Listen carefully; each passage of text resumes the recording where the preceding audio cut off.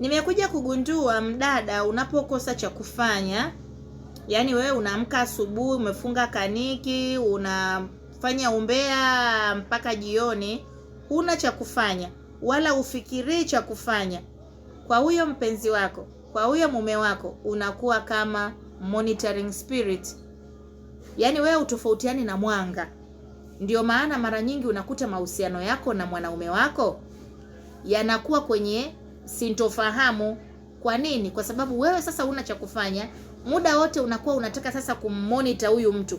Umeenda wapi? Mbona umechelewa kurudi nyumbani? Mbona wewe unanukia tofauti? Mbona, yani una monitor, mbona hela yako sioni yote? Yani una monitor mpaka kipato cha mtu chote, wakati wewe mwenyewe huna 100.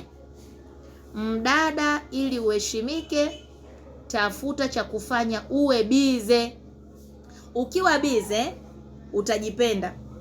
Ukijipenda uta mind your own business na standard zako zitapanda, kwa sababu mwanamke yoyote ambaye anajitambua na kujielewa huwa anakuwa bize. Ukishakuwa tu mwanamke ambaye uko idle, wewe kuanzia asubuhi ni umbea mpaka jioni, my dear, kwanza unaloa standards zako. Sangapi utapata hata muda wa kusema kwamba ukae ufikirie vitu vya maana? Maana wewe muda wote unawaza umbea. Sangapi utawaza kudevelop new skills?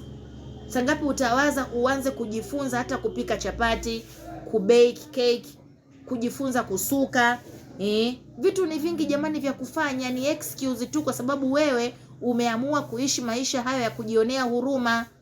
Kwenye haya maisha dia, usijihurumie kama mtoto wa kike. Usipojihurumia, my dear, utaishi maisha mazuri sana kwa sababu utapambana. Lakini ukijihurumia, utakuwa kama monitoring spirit kwa huyo mpenzi wako, kwa huyo mume wako, utakuwa kero.